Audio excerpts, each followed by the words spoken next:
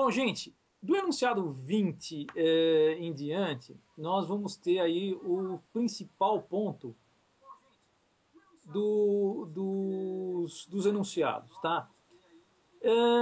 Enunciado 20, ele é um enunciado, vamos dizer assim, que frisou uma coisa muito importante que eu falei para vocês no início, tá? Que é uma classificação que a doutrina mais moderna tem feito. Antigamente, isso eu vou dizer, eu vou voltar muito tempo atrás, antes até do código da vigência do Código de Defesa do Consumidor, nós tínhamos uma grande dúvida, um grande campo cinzento do que era um contrato empresarial e o que era um contrato, vamos dizer assim, não empresarial, um contrato entre não empresários, né? Muitos entendiam que, por exemplo, numa compra e venda em que houvesse a intervenção de um empresário, já se tornava o contrato empresarial. Com a sobrevinda do Código de Defesa do Consumidor, o que aconteceu? Esses contratos entre empresários e não empresários, na sua maioria, eles passaram a ser regidos pelo Código de Defesa do Consumidor, ou seja, eles têm uma legislação própria, né? Então, os contratos empresariais, eles passaram a ser uma categoria mais restrita, tá? A doutrina mais moderna vem conceituando o contrato empresarial como aquele contrato que seja feito entre empresários, tá? E diga respeito, tá? Ao exercício da sua atividade. Ou seja, se ele for entre empresários e disser respeito ao exercício, ao objeto da sua atividade, ele é um contrato empresarial, tá? Para esses contratos, o que nós temos? Normalmente você tem partes, empresários, que normalmente estão cientes do seu risco, não apresentam um em relação ao outro os requisitos que nós temos lá de vulnerabilidade, hipossuficiência, etc. Normalmente eles não contratam para uma utilização como destinatário final, né, que é aquela chamada teoria finalista lá, tem toda aquela divergência. Mas, diante dessas características, o que se entende, o que a doutrina mais moderna tem entendido é que nos contratos entre empresários, nos contratos empresariais, né, não se aplica o Código de Defesa do Consumidor. Tá? Foi justamente o que disse o enunciado 20, ou seja, não se aplica o Código CDC aos contratos celebrados entre empresários em que um dos contratantes tenha por objetivo suprir-se de insumos, etc., para sua atividade de produção, comércio, etc. Tá? Ou seja, simplesmente tem se colocado, isso é a doutrina mais moderna, vocês vão poder ver, por exemplo, o livro aí da professora Paula Forgione, é um exemplo, o próprio projeto de Código Comercial do professor Fábio Lhon adotam essa tese, ou seja, nos contratos entre empresários, você não aplica o CDC, tá ok? Muito bem, o enunciado 21 segue mais ou menos, ele é quase um complemento do enunciado 20. Por quê? Vocês se lembram que no início da nossa palestra aqui, da nossa aula, eu falei para vocês que o Código Civil ele foi extremamente dirigista, né? Ele foi extremamente intervencionista. Ele marcou uma intervenção muito forte do Estado nas relações entre particulares, ou seja, ele quis reger detalhes de relações, deixando muito pouco espaço à autonomia privada, à autonomia negocial das partes. O que o enunciado 21 veio fazer é justamente consagrar um entendimento de que esse intervencionismo, vamos dizer assim, não deve ser tão forte. Ou seja, ele diz o seguinte, que nos contratos empresariais o dirigismo contratual deve ser mitigado. Tá? Por quê? Porque o Estado, na verdade, eu digo Estado por meio da sua legislação, né? Ele deve intervir nas relações entre particulares quando você tenha uma diferenciação, quando você possa, quando alguém, uma das partes, precise da defesa estatal, né? Nos contratos entre empresários, normalmente você não tem essa necessidade que o Estado intervenha defendendo ou protegendo uma das partes, tá? Porque normalmente as partes, vão dizer assim, lógico que você pode ter alguma diferença, mas elas estão normalmente em pé de igualdade, né? Igualdade jurídica, igualdade econômica, etc. Tá? Então, o dirigismo nos contratos estritamente empresariais, ele deve ser mitigado. Aliás, com o que eu concordo muito, porque, como eu disse a vocês no início, ou seja, a atividade empresarial ela é muito complexa. Tá?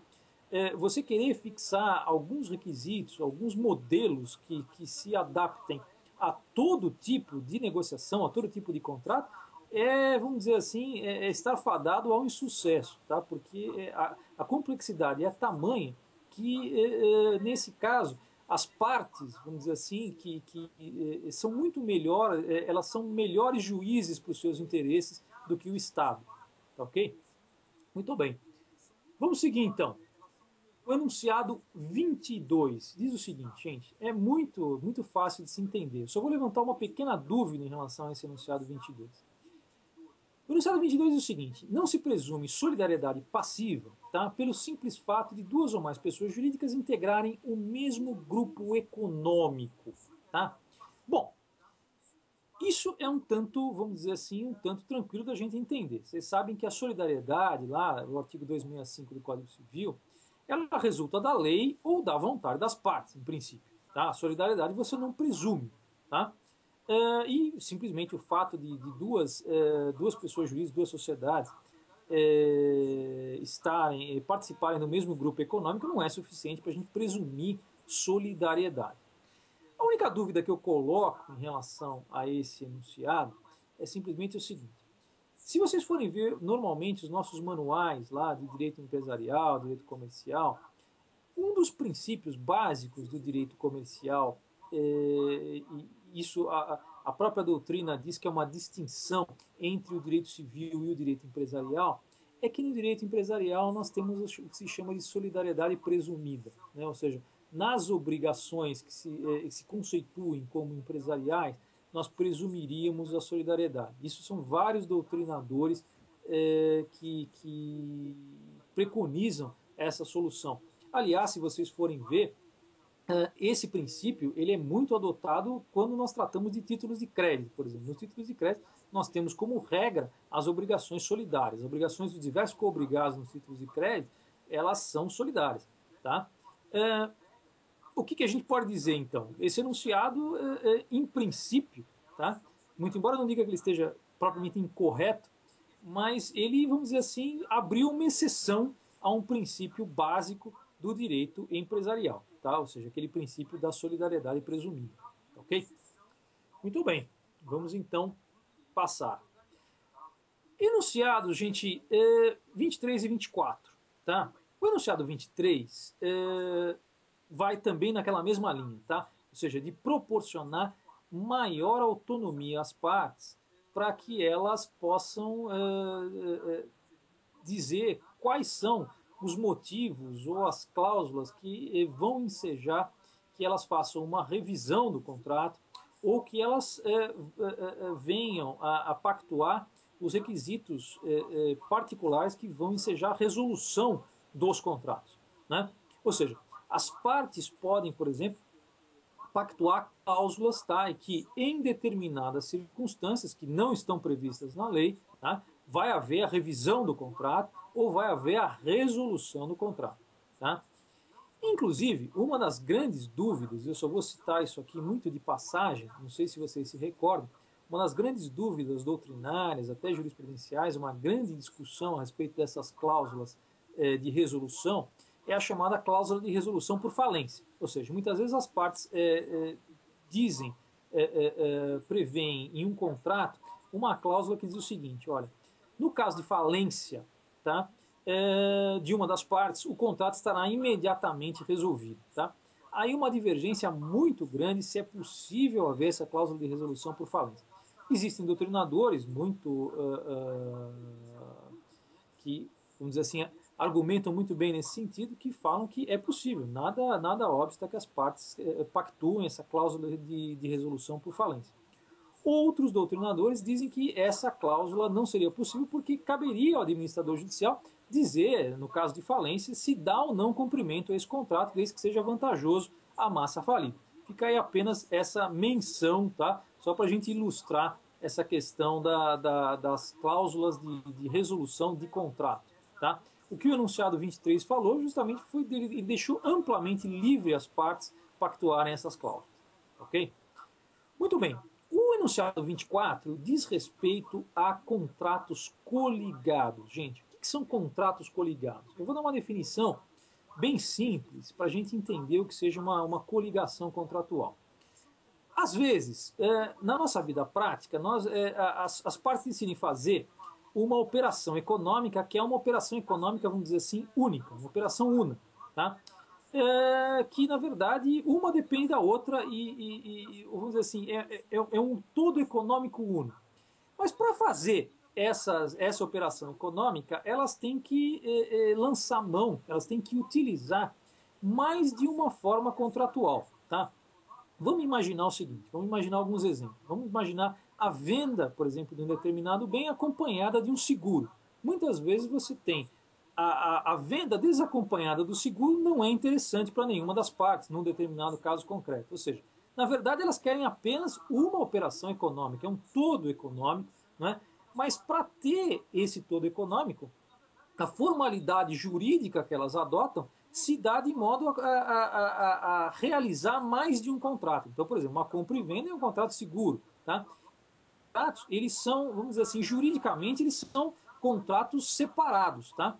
Mas, na verdade, eles são unificados para aquela operação econômica única. Ou seja, muitas vezes, se você colocasse só um contrato, se você utilizasse só um contrato, essa operação econômica não seria, vamos dizer assim, vantajosa ou não seria desejada pelas partes. O que acontece é o seguinte, quando você tem contratos coligados, contratos que têm uma causa, uma operação econômica única, mas que mantém a sua individualidade jurídica, uma das partes, por exemplo, pode cumprir um dos contratos. Vamos supor nesse exemplo que a gente deu da venda com seguro, tá? Que é um exemplo bem simples, existem outros muito mais complexos. Vamos supor que uma das partes descumpra uma cláusula do contrato de seguro, tá? A outra parte, dado o cumprimento, o descumprimento de um dos contratos só, poderia alegar em juízo ou na sua defesa, etc. Tal, a chamada exceção do contrato não cumprido, ou seja, a exception non ad implet contract, ou seja, dizer o seguinte, olha, eu não vou cumprir a minha obrigação porque você não cumpriu a sua, mesmo que em relação apenas a um dos contratos que são coligados, mas é um dos contratos só que nós fizemos, tá? O que o enunciado 24 falou foi justamente isso, ou seja, quando você tenha contratos coligados, quando você possa dizer que eles tiveram um fim de resguardar uma operação econômica única, o descumprimento de uma obrigação de um dos contratos apenas já enseja a exception non ad implet contrato, salvo, logicamente, se essa obrigação descumprida for de importância absolutamente escassa, se for irrelevante. Tá certo? Então, ou seja, quando você tem contratos coligados, é possível se alegar a exception non ad implet contratos. Tá certo? Muito bem. Vamos lá. Enunciado 25, gente. Questão de revisão de contrato empresarial por onerosidade excessiva. Tá? A chamada regra da cláusula rebus sic stantibus. Tá? Ou seja, aquilo que vocês conhecem como teoria da imprevisão, etc. Tal, tá? A questão que aqui a gente discute é saber o seguinte, resolução por onerosidade excessiva existe nos contratos empresariais? Ou seja, a questão, por outras palavras, o empresário, quando contrata, ele deve, inicialmente, né, prever os seus riscos, calcular os seus riscos, ou ele deve depender dessa defesa do Estado que preveja a possibilidade de rescisão, a possibilidade de uma complementação, de alteração do contrato, quando você tenha um risco superveniente e uma possibilidade de que essa obrigação se torne excessivamente onerosa. Tá?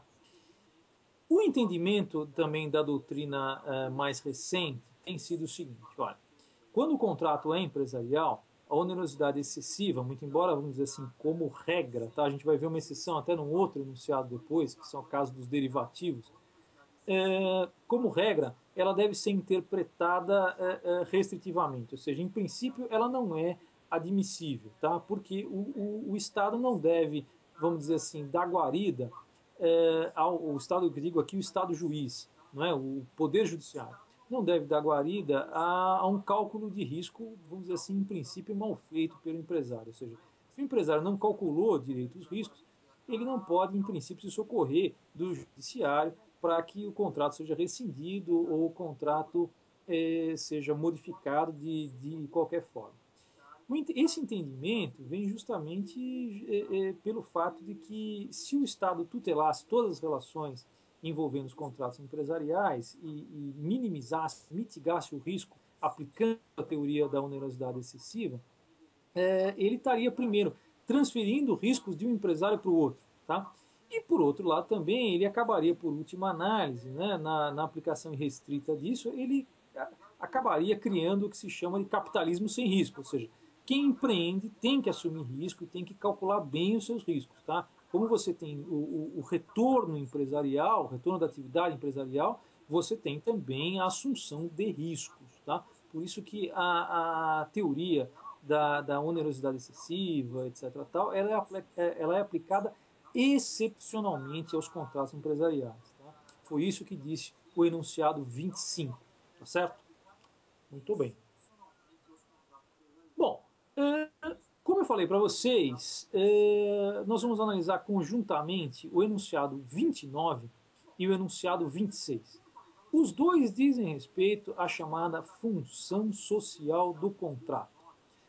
E talvez eu digo aqui para vocês, essa seja a parte que mais me deixa em dúvida, né, em relação a esses enunciados, e principalmente ao que se tem dito na jurisprudência a respeito da função social do contrato. A primeira coisa que a gente precisa definir é o que é função social do contrato.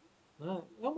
Esse é um termo muito vago, que a doutrina e até a jurisprudência também, depois eu falo um pouquinho melhor, tem usado de um modo absolutamente restrito, às vezes sem ter um conteúdo muito preciso a respeito disso, e que tem servido para quase tudo. Alguns doutrinadores fazem uma distinção, por exemplo, entre função social do contrato de características internas ou interiores ao contrato, que diria respeito ao equilíbrio das prestações das partes, e uma função social do contrato vamos dizer, de característica externa, o exterior, que diria respeito ao fato do contrato poder atingir bens e direitos de toda a sociedade, os interesses que a gente chama de direitos, bens ou interesses, ou direitos difusos ou coletivos, etc. Tal.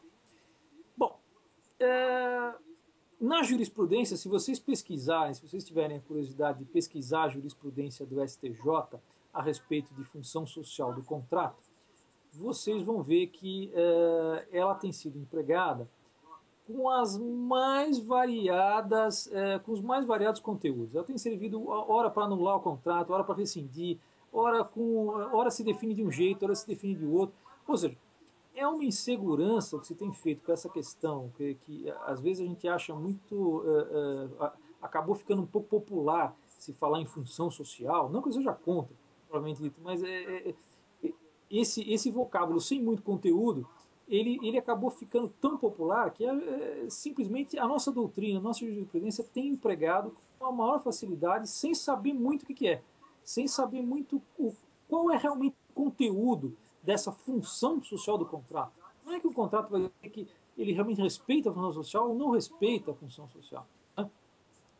O problema de tudo isso, o problema de nós não termos, e efetivamente nós não temos, uma definição precisa para o que seja a função social do contrato, é que nós inserimos no contrato um elemento de insegurança muito grande.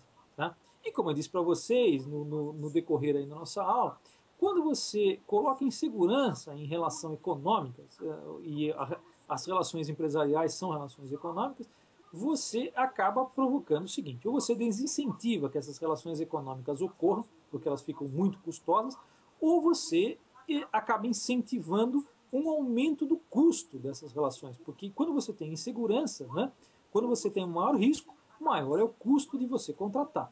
Tá? Então, por exemplo, se você fosse ter que contratar numa circunstância que você sabe que amanhã alguém pode dizer que esse contrato, por uma cláusula X, Y, Z, não respeitou a sua função social, né, você contrataria em termos de grande insegurança. Então, talvez você se sentisse ou desincentivado a contratar, ou você exigiria uma remuneração muito maior para você poder contratar. Tá? Ou seja, muitas vezes o que a gente chama de função social do contrato acaba gerando uma repercussão econômica enorme. Tá? E a gente não sabe muito bem o que é. Mas bom, O que os enunciados disseram? Os enunciados, primeiro, o artigo 29 disse o seguinte, que se aplica aos negócios jurídicos empresariais a chamada função social do contrato e a boa-fé objetiva. Tá? A boa-fé objetiva é um pouquinho mais, muito embora também não tenha um conteúdo muito concreto, mas ela é um pouco mais definida, né? E ela já é um pouco mais tradicional no nosso direito.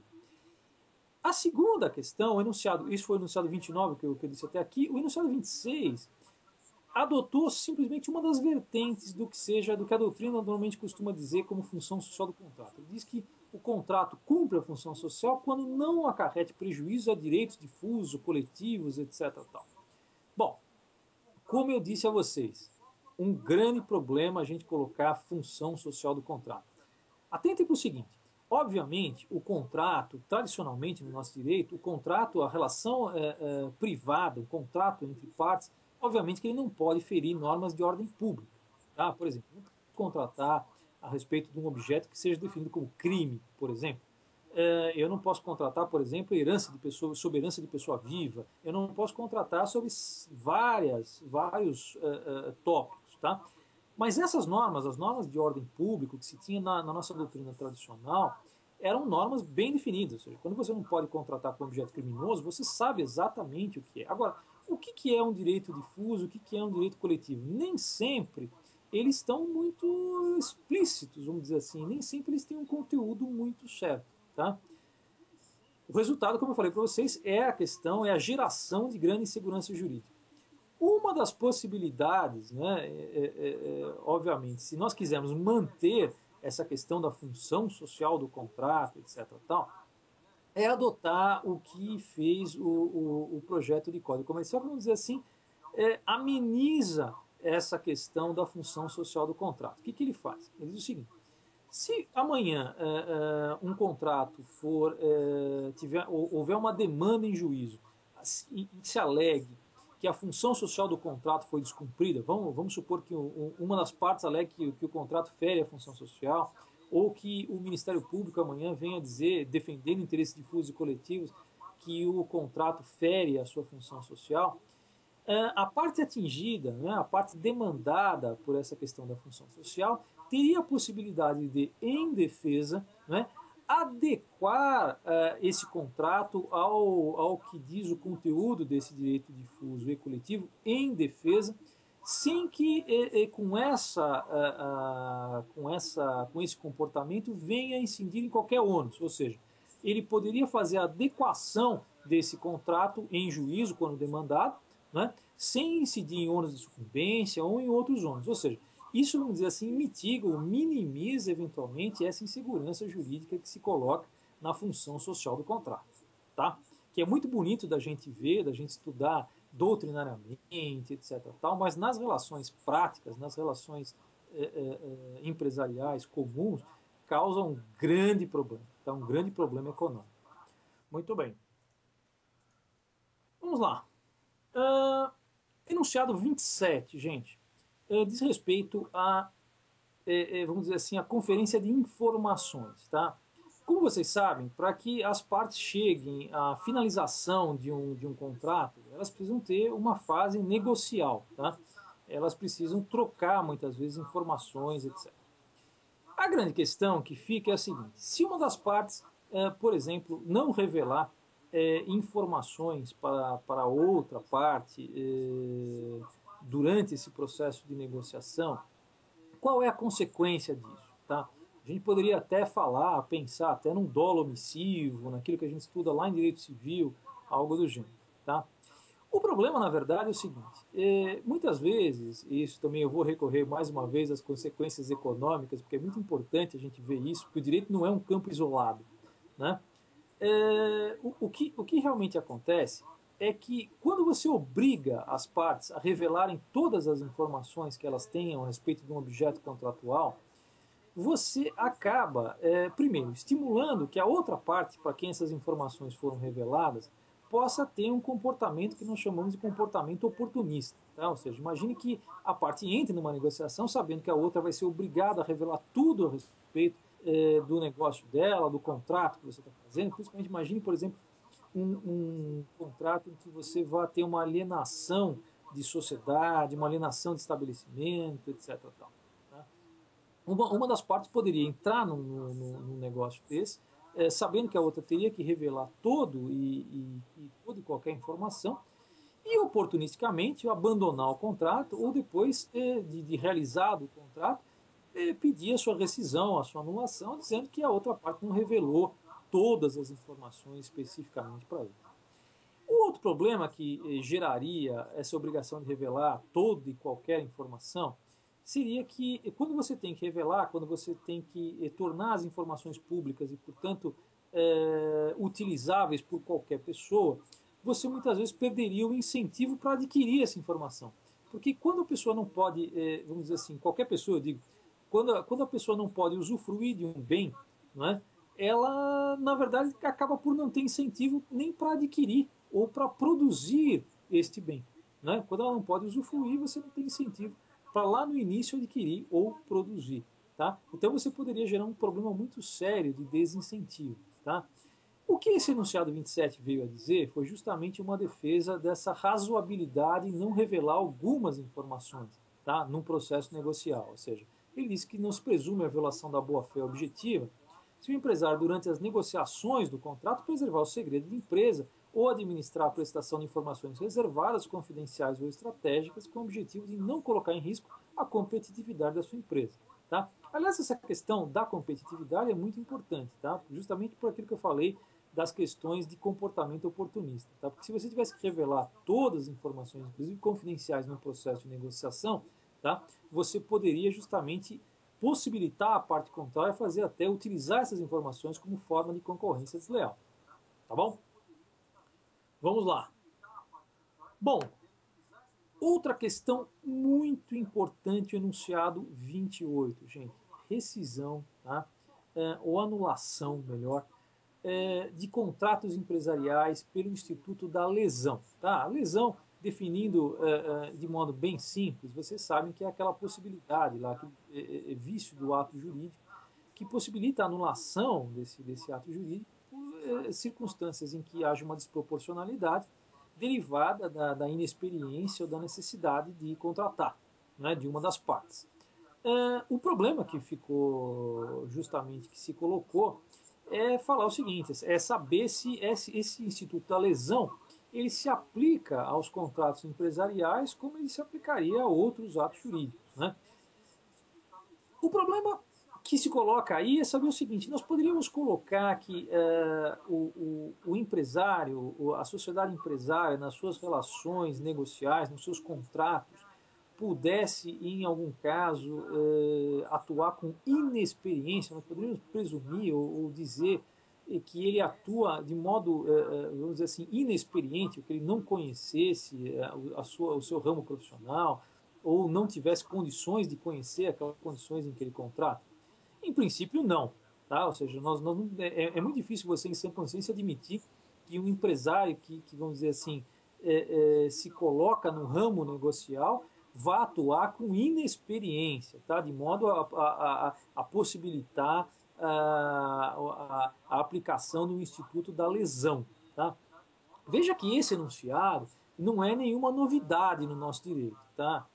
Se vocês forem pegar o Código Comercial antigo, lá de 1850, que já está parcialmente revogado, o artigo 220 dele já dizia justamente isso. Tá? Ele já vedava a aplicação de lesão em compra e venda que se desse entre comerciantes. Tá? Porque não dá para você colocar justamente essa questão de inexperiência no contrato entre empresários. Tá? Você não pode dizer ou admitir que empresários contratem de maneira inexperiente. Tá?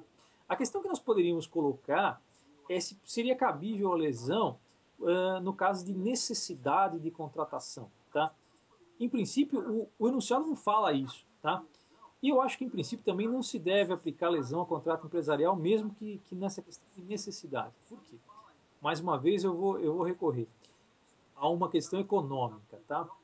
Quando você diz que você anula um contrato porque houve uma necessidade de contratar, o que você gera na parte que está contratando, na parte que efetivamente efetuou o contrato com a parte necessitada? Tá? Você justamente gera nela que no futuro ela não volte a contratar com a pessoa necessitada, porque ela sabe que existe a possibilidade, tá, de que esse contrato venha a ser anulado, etc. Tal, ela tem que devolver parte da prestação recebida nesse contrato, etc. E justamente você acaba gerando com isso que as pessoas necessitadas, tá, aquela pessoa que necessite contratar, tá, não venha a ter contraparte, tá, não venha a ter uma parte contrária para obter esse contrato. Tá? Às vezes o efeito disso é justamente o inverso, ou seja, você quer proteger a parte necessitada, mas você acaba deixando a parte necessitada sem condições de contratar, porque economicamente não há quem queira contratar com ela, dados os riscos futuros de uma anulação por lesão. Tá certo? Muito bem. Vamos então prosseguir. Bom, enunciado 30 e 31, gente, são muito tranquilos, tá? O enunciado 30 diz respeito às relações de shopping center, tá? Shopping center, vocês sabem, são aqueles centros negociais que têm várias características, tá?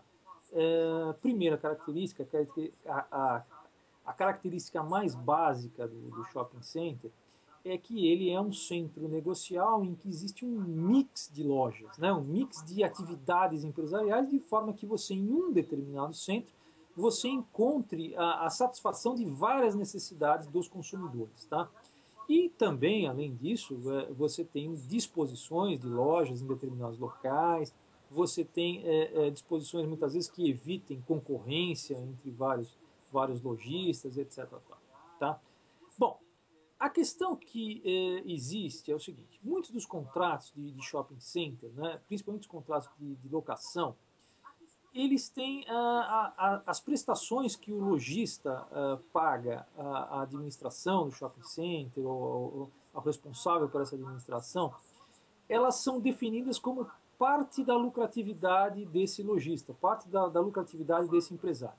Então, por exemplo, na locação em shopping center, normalmente se tem uma parte fixa, né, e uma parte que se define como um percentual do lucro que aquele lojista obtiver com a sua atividade. Tá? Lógico que quando você tem uma parte variável, você tem uma indefinição entre as partes, né? Porque quanto que vai ser o lucro, por exemplo, desse lojista? Né? Ele pode, por exemplo, ter um incentivo, entre aspas, para declarar um lucro menor. Tá? Por exemplo, ele diz que lucrou 100, ele diz que lucrou 100, quando na verdade ele lucrou 1000, né? Por exemplo. De modo que existe uma necessidade, muitas vezes, de uma fiscalização por parte da outra parte que está contratando com o lojista, tá? De quanto realmente que foi, muitas vezes, o lucro, o seu percentual.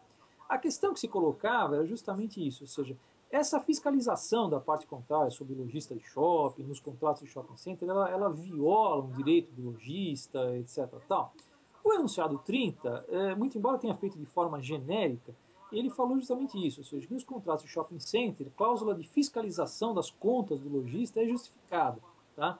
Desde que as medidas fiscalizatórias não causem embaraços à atividade do lojista, ou seja, se não houver nenhum prejuízo a que a atividade do lojista se desenvolva normalmente, se não impedir que ele tenha lucro que seja devido pela atividade econômica dele, não há qualquer problema, segundo o enunciado 30, que haja uma cláusula que preveja a fiscalização das contas do lojista, tá? A prestação de contas, a fiscalização de contas. Certo? Muito bem. Em relação ao enunciado 31, também é um enunciado muito tranquilo, eu não vou entrar em grandes detalhes, mas o Código Civil, na verdade, traz vários conceitos aí no artigo 710, definindo a distribuição e a agência. Tá? Na verdade, o Código Civil, no artigo 710, ele define a agência, que muitos doutrinadores também identificam com aquele contrato chamado de representação comercial. Tá? Aquele contrato em que o representante se incumbe a fechamento de negócios ou a angariar contratos de compra e venda, tá? Para o seu representado. Tá? Esse contrato, definido no artigo 710, o contrato, segundo o próprio enunciado, é o contrato de agência, é o contrato de representação comercial. Tá? A relação de distribuição, que é um outro contrato, segundo o próprio enunciado fala e fala corretamente, ela diz respeito já não é a um contrato em que uma das partes se compromete a angariar pedidos ou contratos de compra e venda para outra. Tá? É um contrato como é muito comum, por exemplo, na área de distribuição de livros, etc., tal, em que nós temos inicialmente uma editora, por exemplo, que produz aquele livro e vende efetivamente, aliena esses livros para uma distribuidora que se compromete a colocá-los ou a vender para um lojista final, né, a distribuir esse produto para o varejo. Tá? Então, o contrato de distribuição, na verdade, existe uma aquisição, tá, entre empresários que esse outro empresário, por sua conta e risco, distribui esse produto no mercado. Não tem nada a ver uma coisa com a agência, tá, e a distribuição. A agência significa que, ou o contrato de representação comercial significa que uma das partes vai simplesmente angariar, vai representar comercialmente a outra para angariar pedidos de compra e venda, tá? Vendas de produto, ou serviço, etc. Distribuição, não. Simplesmente você adquire o produto por sua conta e risco, é o que o enunciado fala, tá? Para distribuí-los no mercado. Tá bom? Gente, enunciado 32 e 33 dizem respeito à prestação de serviços, tá? A prestação de serviços, eu diria que ela foi um contrato que no Código Civil, vamos dizer, ela tem uma normatização muito dirigista, muito intervencionista e também muito arcaica. Tá? Se a gente for ver a complexidade das prestações de serviço nos dias de hoje, as disposições do Código Civil praticamente não se aplicam, tá? Ou seja, resta impossível você aplicar, ou elas são apenas aplicáveis subsidiariamente, ou seja, quando você não tenha normas especiais. Eu me lembro, por exemplo, certa feita, na minha tese de doutorado, eu fiz um trabalho sobre auditoria, né, auditoria de contabilidade, sociedades anônimas, etc. Tal, a parte jurídica. E você definir auditoria, por exemplo, como prestação de serviços, era uma coisa extremamente difícil, porque a auditoria tem normas específicas, tem normas muito particulares dela, e era praticamente impossível você conseguir adaptar alguma norma do Código Civil para as relações que se estabeleciam entre o auditor e a entidade auditada. Né?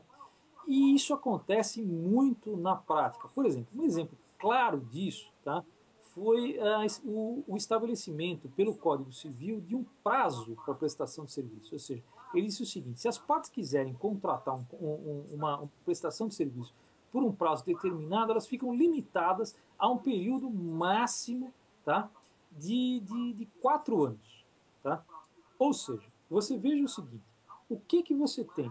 Imagine, vejam a que ponto chega o dirigismo e o intervencionismo do Estado no contrato. Ou seja, a legislação, o Código Civil diz o seguinte: olha, eu presumo que eu sou melhor juiz do que as partes que conhecem os seus respectivos interesses para determinar o prazo do seu contrato.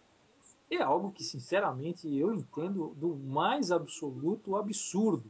Tá? Porque quem sabe qual será o melhor prazo para essa contratação são as partes, não é o Estado.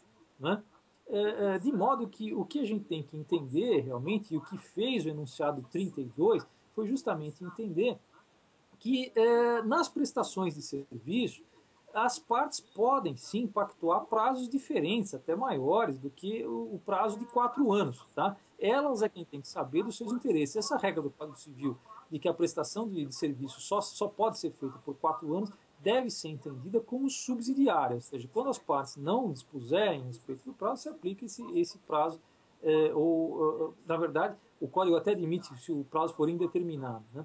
Mas as partes podem pactuar, sim, por prazo maior do que esse prazo de 4 anos, tá? E não precisam necessariamente seguir essa regra. Tá? É justamente o que fala no enunciado 32, que diz que nos contratos de prestação de serviços, tá? Quando as partes sejam empresários, logicamente, porque os enunciados só trataram de contratos empresariais, as partes podem pactuar prazo superior a 4 anos, dadas as especificidades do seu contrato. Tá? E, no meu modo de ver, andou muito bem esse enunciado 32. Merece elogios, porque realmente nesse ponto o Código Civil, no meu modo de ver, foi absolutamente anacrônica, uma legislação verdadeiramente catastrófica para as prestações de serviço. Veja que essa mesma linha foi do enunciado 33, que diz o seguinte, que as partes podem também, nos seus interesses, dadas as peculiaridades das suas relações, elas podem pactuar multas diversas, tá, do que aquelas previstas para as prestações de serviços no artigo 603. Tá? É a mesma linha, ou seja, é o quê? É dar maior amplitude para a autonomia privada, tá? Para a autonomia negocial das partes. Tá? Vocês vejam, eu vou repetir mais uma vez, mas eu quero insistir nisso. Tá? Os enunciados, em termos de contratos, eles vieram realmente para aumentar a autonomia negocial das partes. E no meu modo de ver, nesses casos especificamente, fizeram muito bem. Tá? Fizeram muito bem porque realmente as partes é quem tem que saber como elas negociam, quais são os interesses que elas querem tutelar, não o Estado. Muito bem, vamos então evoluir.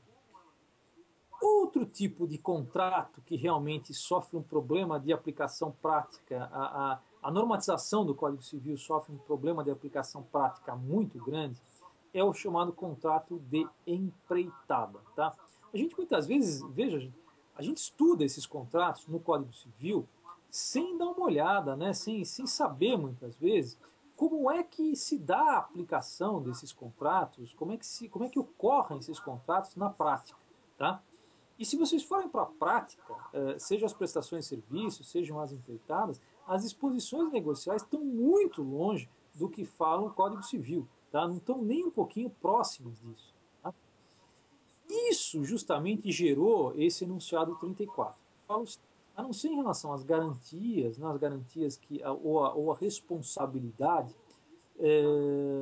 pelas construções, né, que é o artigo 618, as demais disposições em relação à empreitada só se aplicam subsidiariamente aos contratos complexos de engenharia, tá? Que ele cita até alguns, tais como o EPC, o EPCM e a aliança.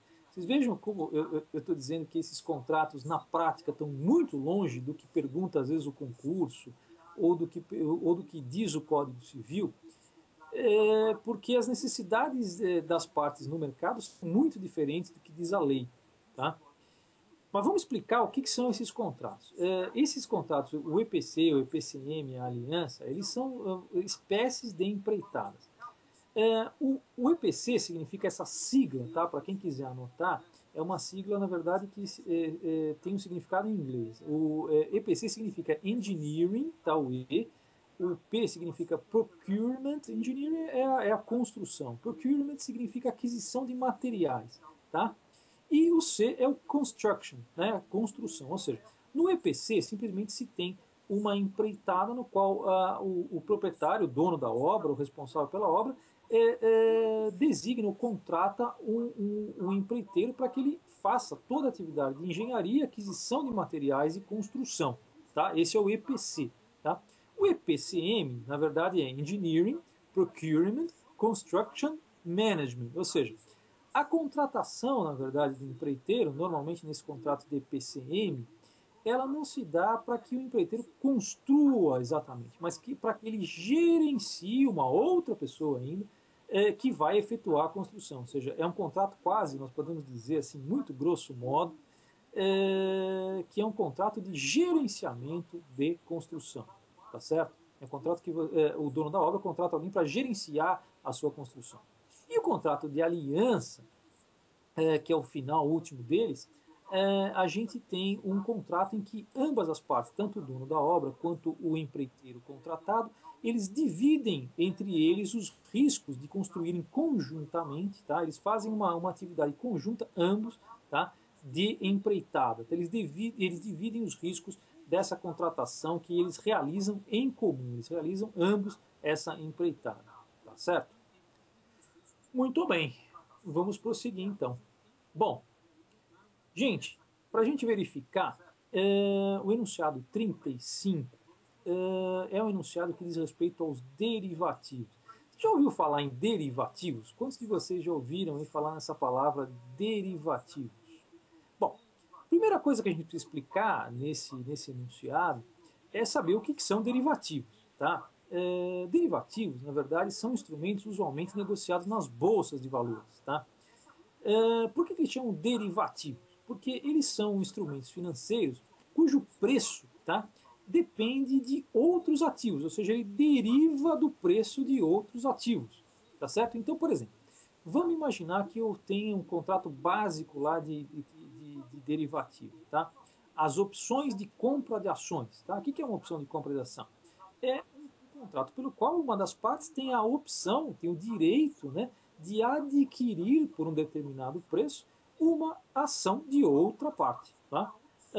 O preço dessa opção, ela vai obviamente derivar, existem cálculos complexos para isso, mas ela vai derivar do preço desta ação, tá? Que é objeto desse contrato. Tá? Ou seja, ela é um contrato cujo preço dele, se ele for ser alienado, etc., tal, vai derivar principalmente do preço dessa ação. Existem outros contratos que são conceituados como derivativos, por exemplo, os contratos futuros de bolsa, por exemplo, se você tiver um contrato futuro de dólar, por exemplo, você pode contratar a compra futura de dólar num determinado preço, isso é um contrato futuro, também é uma espécie de derivativo, tá? Eles são, então, instrumentos financeiros, tá? Instrumentos usualmente negociados em bolsas de valores. Tá? Agora, o que o enunciado disse a respeito dos derivativos? Os derivativos, ele simplesmente disse o seguinte, que em relação a derivativos, diferentemente do que o outro enunciado que a gente viu aí, está falando que a onerosidade excessiva é excepcional nos contratos empresariais, o enunciado 35 diz o seguinte, nos derivativos não deve haver, não há, tá, resolução por onerosidade excessiva. Aqui, na verdade, ele não diz que é excepcional, tá? Ele diz o seguinte, não haverá revisão. Tá? Não haverá revisão por onerosidade ou imprevisibilidade ou onerosidade excessiva. Tá? Por que se adotou essa impossibilidade de resolução, de revisão, etc., nos derivativos? Basicamente, por quê?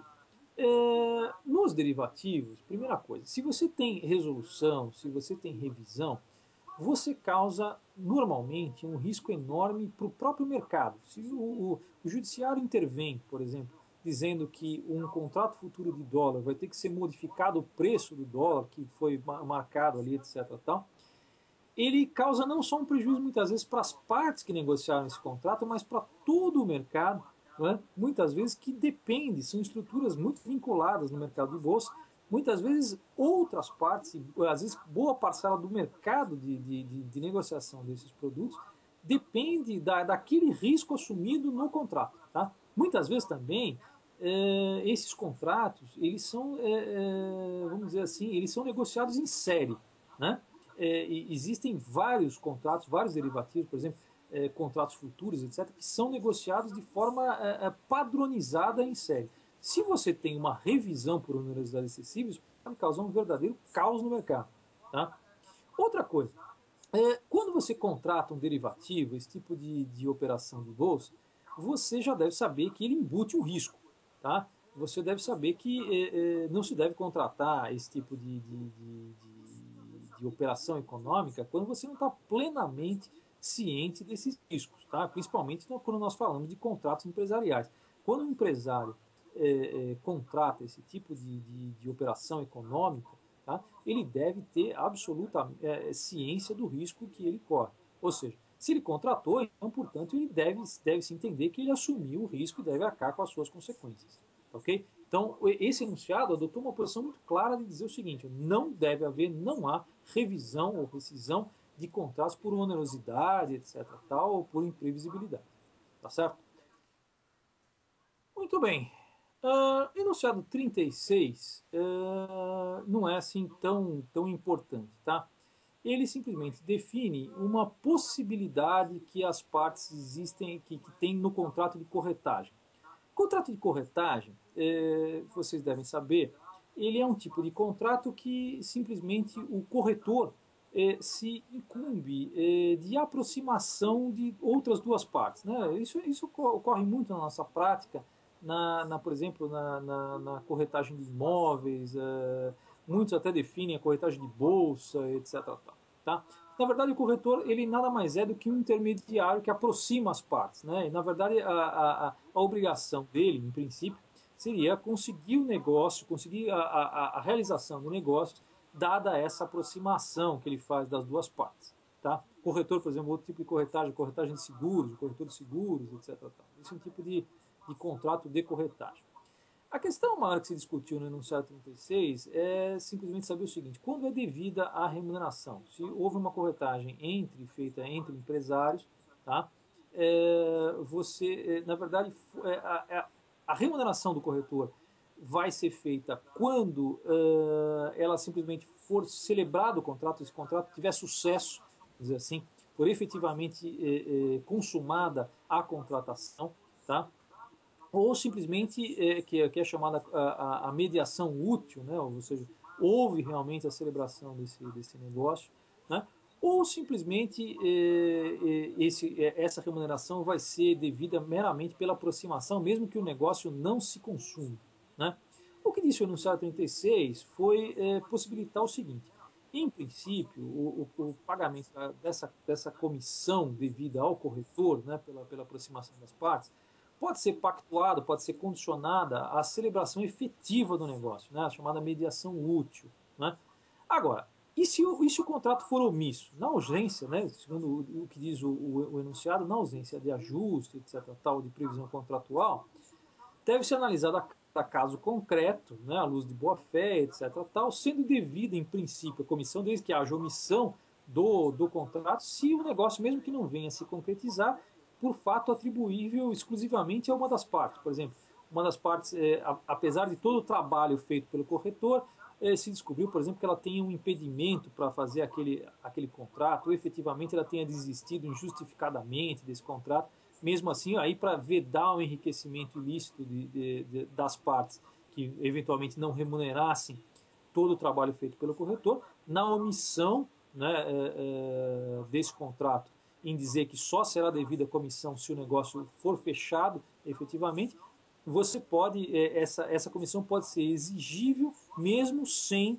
a conclusão desse negócio. Tá? Isso foi o que disse o enunciado 36, ou seja, em princípio você pode pactuar que a comissão só será devida se houver o fechamento, na omissão você tem que ver a cada caso concreto, mas vai ser devida, né, vedando o enriquecimento sem causa, em princípio, se o contrato não se fechar por impedimento, por uma questão injustificada, por fato atribuível exclusivamente a uma das partes. Ok? Muito bem. Uh, enunciados 37 e 38, tá, gente? Enunciado 37, ele começou, na verdade, por uma questão também que envolve o Código de Defesa do Consumidor e a responsabilidade por danos no transporte aéreo. Tá? Diversas convenções, aí nós podemos dizer a convenção, o enunciado citou a Convenção de Montreal, tinham outras convenções também, a Convenção de Varsóvia, de Haia, de Montreal, etc. Tal. Elas previam indenizações tarifadas, ou seja, elas previam indenizações de valores fixos, montantes, vamos dizer assim, elas previam um teto de indenização. Né? Com a sobrevinda aí do Código de Defesa do Consumidor, que não prevê a indenização tarifada, né? Houve uma dúvida na jurisprudência dizendo o seguinte: olha, continuam-se num litígio entre, por exemplo, uma companhia aérea e o consumidor, você aplica esse entendimento das convenções internacionais e até do Código Brasileiro de Aeronáutica e condena essa companhia, por exemplo, a uma indenização no montante fixo, ou você aplica o Código de Defesa do Consumidor, que não tem questão de indenização tarifária. A jurisprudência entendeu, vamos dizer assim, de forma praticamente unânime, tá? Que o aplicável é o Código de Defesa do Consumidor, tá? Não são as convenções internacionais, etc. Tal. Então, portanto, em relação ao consumidor, quando o contrato seja de consumo, você não tem essa aplicação de cláusula tarifada, você aplica o CDC e, portanto, você não tem teto de indenização. Bom, e quando se faz um contrato de transporte aéreo envolvendo empresários? Né? Vamos supor que você tem um transporte de mercadorias, você tem uma questão por exemplo, haja um desvio dessas mercadorias, a perda ou a deterioração por culpa do transportador, etc. Bom, e aí, você aplica o CDC ou você vai aplicar as convenções internacionais que eu citei e vai ter um teto de indenização? Esse enunciado optou por justamente falar que no contrato entre empresários você pode fazer, deve aplicar uma indenização tarifada. Tá? Honestamente, eu devo dizer o seguinte: tenho muitas dúvidas se essa foi a melhor solução, sinceramente, porque essa indenização tarifada, no meu modo de ver, vendo numa primeira análise, talvez seja um mau incentivo à prestação ruim de serviços pelo transportador. Ou seja, se o transportador sabe que ele vai ter uma indenização que vai ser tarifada e que talvez não remunere muito bem o empresário, pode ser vantajoso para ele até descumprir o contrato. Não sei se realmente esse enunciado, o enunciado 37, é muito possível que não tenha andado muito bem. Eu não concordo com essa posição adotada. Eu acho que a indenização deve, em princípio, cobrir todos os custos, todos os danos que a contraparte teve. Não há por que a gente continuar aplicando indenização tarifada nisso daí. E pode ser um incentivo econômico contrário, ou seja, um incentivo econômico à má prestação de serviço. Tá? Ou até pode ser um incentivo até à quebra de contrato, ao não cumprimento do contrato como pactuado.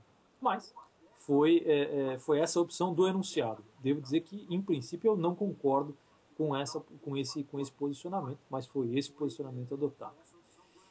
O enunciado 38, por sua vez, ele diz respeito a uma relação de arrendamento mercantil, né? uma relação de leasing. Né? Até no nosso curso lá da IBEG, em uma das dicas, nós falamos justamente, até está no YouTube essa dica, da diferença entre o valor residual e o valor residual garantido. Vamos explicar o que é o valor residual, o VR e o VRG, o valor residual garantido. Né? Muito bem. No contrato de arrendamento mercantil, gente, no contrato de leasing, vocês sabem, falando muito grosso modo, o leasing nada mais é do que uma locação, ou seja, a locação de um bem, que após um determinado período se tem uma opção, né,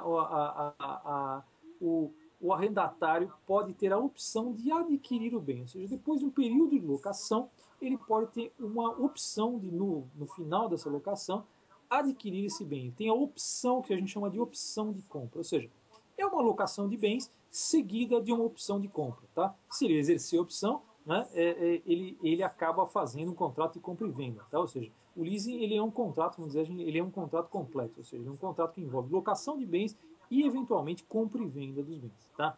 Bom, se ele exercer, normalmente, essa opção de compra, ele deve fazer logicamente, um outro pagamento. Ele vem pagando a sua locação do bem, né?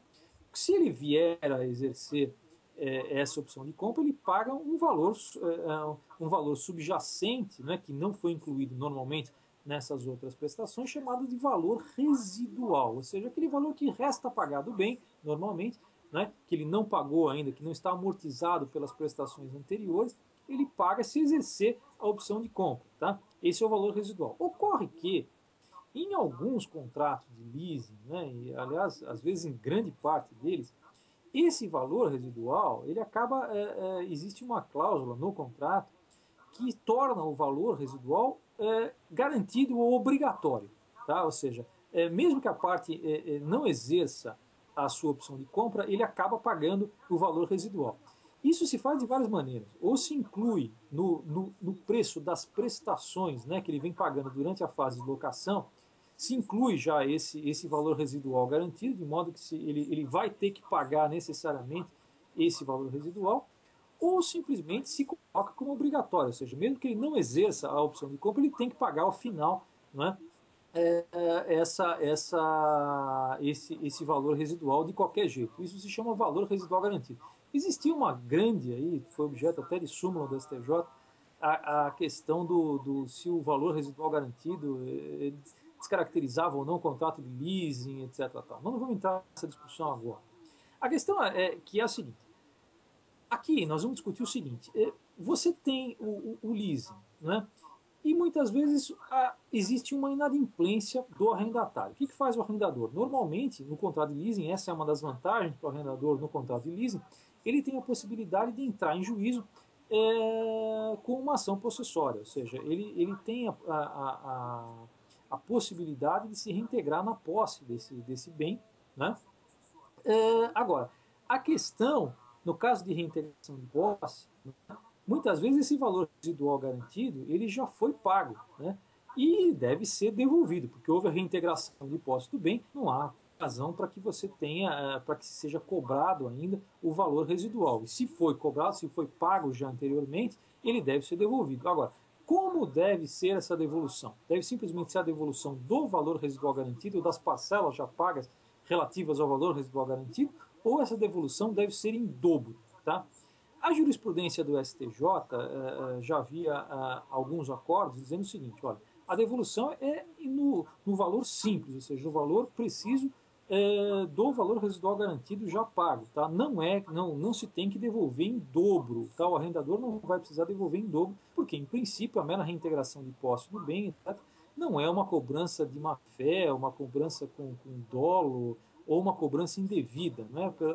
Situações nas quais você tem essa devolução em dobro, tá? Esse enunciado 38, nada mais falou do que isso, ou seja, quando você tem o valor residual, ou quando você tem a reintegração de posse, a devolução do valor residual garantido deve ser simples e não em dobro, ok?